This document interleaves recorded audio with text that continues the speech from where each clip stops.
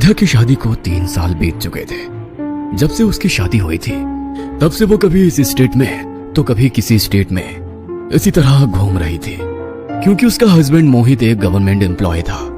इस बार मोहित का ट्रांसफर भोपाल में हुआ था। उन्हें इस बार एक बहुत बड़ा और सुंदर विला अलॉट हुआ।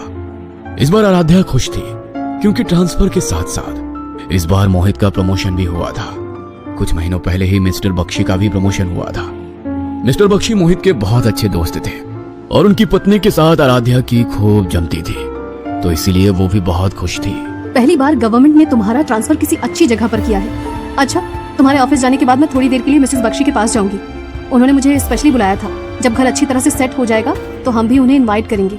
ओके, मैं भी बस अभी ऑफिस के लिए निकल ही रहा हूँ। अगर तुम्हें भी साथ चलना है तो चलो, थोड़ी कंपनी दे दूंगा। ओके, तुम रुको, मैं पर्स लेकर आती हूँ। आराध्या अंदर से अपना पर्स लेकर आई और मोहित के साथ निकल गई। मिसेस बख्शी का विला उनके विला के पास ही था। आराध्या मिसेस बख्शी के घर गई तो उन्होंने उसका बहुत अच्छा वेलकम किया।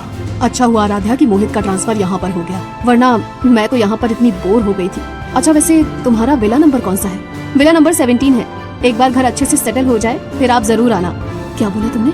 मैंने कहा कि एक बार घर अच्छे से सेट हो जाए तो आप जरूर आना। नहीं नहीं, तुमने कहा कि तुम्हें विला नंबर 17 मिला है। तुम मेरे साथ कोई मजाक कर रही हो क्या? मतलब मैं कुछ समझी नहीं। तुम तो ऐसे कह रही हो जैसे तुम्हें उस विला के बारे में कुछ पता ही नहीं है। आप प्लीज इस तरह गोल मोल बातें मत घुमाओ। जो भी बात है प्लीज बता दो ना। आपकी ऐसी बातों से मुझे डर लगना शुरू हो गया है। अरे, विला नंबर 17 में बहुत साल पहले बैनर्जी फैमिली रहती थी। एक दिन वो अपने किसी फैमिली फ्रेंड के फंक्शन में गए और जब वापस आए तो उनकी बड़ी बहू की मौत हो चुकी थी। उसने खुद ही अपनी जान ले ली थी और उनके पूरे घर में काले जादू का सामान था। उनका कहना था कि उनकी बड़ी बहू अक्सर ही ये सब चीजें करती रहती थी और इसी वजह से उसका हस्बैंड उसे छोड़ना भी चाहता था। लेकिन उसकी मौत के बाद उसकी फैमिली ने उस विला को छोड़ दिया। पर उसके बाद जो भी फैमिली वहाँ पर रहने के लिए आई वो ज्यादा दिन तक उस विला में रह नहीं पाई। क्या? देखो, आप मुझे डराओ मत। मुझे तो वैसे भी इन चीजों से बहुत डर लगता है। मैं तुम्हें डरा नहीं रही हूँ। सब कहते हैं कि वो विला हॉन्टेड है, लेकिन एक बात अजीब है कि सब कहते हैं कि वहाँ पर सबको एक बच्चे की आत्मा दिखाई देती है। अब वो बच्चा कौन है ये कोई नहीं जानता। किसी ने भी वहाँ पर मिसेस बैनर्जी की स्पिरिट को कभी नहीं देखा। बस दिखता है तो सिर्फ एक बच्चा। लेकिन मैं तो तुम्हें कहूंगी कि एक रिक्वेस्ट डाल दो कि तुम्हारा विला नंबर चेंज कर दे। रिस्क मत लो। मिसेस बख्शी की ये बात सुनकर आराध्या बहुत डर गई। वो थोड़ी देर बाद घर आकर बैठी तो उसके दिमाग में पूरा दिन वही बात चलती रही। वो पूरा दिन कोई काम भी नहीं कर पाई। शाम को जब मोहित ऑफिस से घर आया तो घर की हालत देखकर उसे लगा कि उसकी तबीयत खराब है। अरे, क्या हो गया तुम्हें? तुम्हारी तबीयत खराब है क्या? घर को जैसे छोड़कर गया था बिल्कुल वैसा ही है। मोहित, आज जब मैं मिसेस बख्शी के पास गई तो उन्होंने बताया कि ये घर हॉन्टेड है। जो भी फैमिली यहाँ पर रहने आई उन्हें यहाँ पर किसी बच्चे की स्पिरिट दिखाई देती है और एक लेडी ने अपनी जान भी ले ली थी इस विला में। तुम प्लीज अपने डिपार्टमेंट में ये विला चेंज करने की रिक्वेस्ट डाल दो। अरे यार, तुम भी ना कैसी कैसी बातों में आ जाती हो। ऐसा कुछ भी नहीं है यहाँ पे, और अगर होता तो वो विला हमें मिलता ही नहीं। और वैसे भी अभी अभी मेरा प्रमोशन हुआ है तो मैं ऐसी सब चीजें नहीं करना चाहता। तुम ज्यादा सोचो मत, रेस्ट करो। आज मैं खाना भी बाहर से ही ऑर्डर कर लेता हूँ। मोहित ने खाना ऑर्डर किया और उन दोनों ने खाना खाया। पहली रात तो उस घर में बहुत अच्छे से बीत गई, लेकिन असली खेल तो उसकी अगली रात से होना शुरू हुआ। शाम का टाइम था, लगभग 6:30 बज रहे होंगे। मोहित ने कहा था कि वो आज लेट आएगा, उसे अपने दोस्तों के साथ कहीं जाना था। तो आराध्या ने सोचा कि जब तक मोहित घर आएगा तब तक मैं डिनर बनाकर तैयार कर लेती हूँ। वो किचन में खाना बना रही थी। घर में सबसे पहले कुछ मीठा बनाने का रिवाज होता है, तो उसने हलवा बनाना शुरू किया। पूरे घर में उसकी खुशबू फैल गई। कितनी अच्छी खुशबू आ रही है। अरे, ये बच्चे के रोने की आवाज कहाँ से आ रही है? बच्चे के रोने की आवाज सुनकर आराध्या हैरान रह गई, क्योंकि उसके अलावा तो वहां पर मेड भी नहीं थी और किसी बच्चे के रोने की आवाज आने का तो कोई सवाल ही नहीं उठता। उसे लगा शायद ये उसके मन का वहम है, इसलिए उसने उस आवाज को नजरअंदाज कर दिया। तभी उसके किचन की खिड़की पर नॉक हुआ। उसने पलटकर देखा तो कोई नहीं था।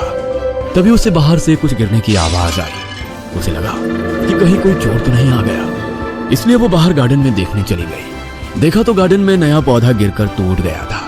वो जैसे ही उसे उठाने के लिए झुकी तो उसकी नजर गार्डन में कोने पर पड़ी। घर की दीवार के पीछे से छिपकर कोई उसे झांक झांक कर देख रहा था। थोड़ा अंधेरा हो गया था तो चेहरा ठीक से दिखाई नहीं दे रहा था, लेकिन उसने थोड़ा ध्यान से देखा तो एक बच्चा था, लेकिन आम बच्चे जैसा नहीं। भयानक और कटा फटा चेहरा, लाल आंखें और कपड़े भी फटे हुए थे। उम्र महज 3-3.5 साल होगी। उसने रोते हुए उसकी तरफ देखा और वहां से भाग गया। आराध्या ने हिम्मत करके आगे की तरफ जाकर देखा तो वहां पर कोई नहीं था। तभी उसे मिसेस बख्शी की कही हुई बातें याद आ गई। वह जल्दी से हाँफती हुई घर के अंदर आई। वो इतनी डर गई थी कि तुरंत मोहित को फोन किया, लेकिन मोहित का फोन नहीं लगा। तभी उसे किचन से कुछ आवाज आई। उसने जाकर देखा तो हलवे की कढ़ाई नीचे फर्श पर गिरी हुई थी और सारा हलवा जमीन पर फैल गया था। तभी उसे फिर से वहां पर किसी बच्चे के हंसने की आवाज आई। उस आवाज को सुनकर इस बार वो बहुत बुरी तरह घबरा गई। तभी उसे किचन के फ्लोर पर छोटे बच्चे के पैरों के निशान दिखाई दिए, जो अभी अभी उसके सामने बन रहे थे। जैसे कोई बच्चा अभी कीचड़ से खेल कर आया है और उसकी किचन में दौड़ रहा है, और दौड़ते दौड़ते वो पैरों के निशान किचन से बाहर खिड़की की तरफ चले गए। ये देखकर आराध्या के रोंगटे खड़े हो गए। वो इतनी डर गई कि तुरंत ही सब कुछ छोड़कर घर के बाहर जाकर बैठ गई और मोहित के आने का इंतजार करने लगी। वो मोहित को कॉल करने लगी, लेकिन मोहित के पास कॉल भी नहीं लग पा रही थी। आराध्या को बार बार वहां पर किसी बच्चे के होने का आभास हो रहा था। तभी थोड़ी देर बाद मोहित घर आया तो आराध्या को घर के बाहर बैठा हुआ देखकर वो भी हैरान रह गया। अरे, ये तुम इस तरह यहाँ पर घर के बाहर क्यों बैठी हो? वो अंदर कोई है, वही बच्चा जिसके बारे में मिसेस बख्शी ने बताया था। प्लीज यहाँ से चलो, हम अंदर नहीं जाएंगे। अरे यार, मुझे तो समझ में नहीं आता, तुम इतनी पढ़ी लिखी होकर भी ऐसी बातों पर कैसे भरोसा कर सकती हो? मैंने अपनी आंखों से देखा है उसे, कोई वहम नहीं है। देखो, वैसे भी इस घर में एक लेडी ने अपनी जान दे दी थी और पता नहीं ये बच्चा मुझे क्यों नजर आ रहा है। शायद वो नहीं चाहता कि हम इस घर में रहें। प्लीज तुम चलो यहाँ से, और अगर तुम्हें मेरी बात पर यकीन नहीं होता ना तो किचन में आओ मेरे साथ। उसके पैरों के निशान है वहाँ पर, और उसने किचन में रखी हुई हलवे की कढ़ाई भी नीचे गिरा दी थी। अभी भी किचन में सब फैला हुआ है। चलो मैं तुम्हें दिखाती हूँ। आराध्या मोहित को खींच कर किचन में लेकर गई, लेकिन जब वो किचन में पहुंची तो ना तो वहाँ पर किसी बच्चे के पैरों के निशान थे और किचन भी बिल्कुल साफ था। खाना भी अपनी जगह पर रखा हुआ था, जिसे देखकर आराध्या के होश उड़ गए। ये कैसे हो गया? अभी तो सब कुछ यहाँ पर फैला हुआ था और बच्चे के पैरों के निशान भी थे। मैं बिल्कुल सच कह रही हूँ।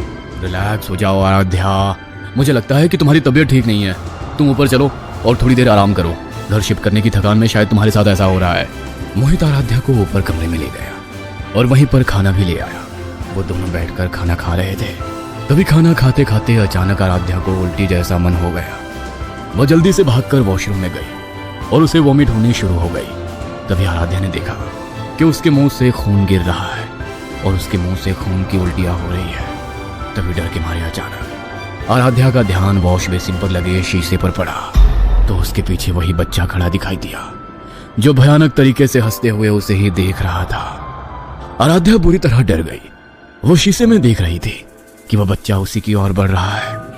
वो जोर जोर से चीखने लगी और डर के मारे उसने शीशे पर वहां रखी शैम्पू की बोतल गिर मारी और वो शीशा टूटकर चकनाचूर हो गया। उसके चिल्लाने और शीशा टूटने की तेज आवाज सुनकर मोहित जल्दी से वहां पर आया तो देखा कि बाथरूम के फर्श पर कांच बिखरा हुआ है और आराध्या जोर जोर से चिल्ला रही है। वो उसे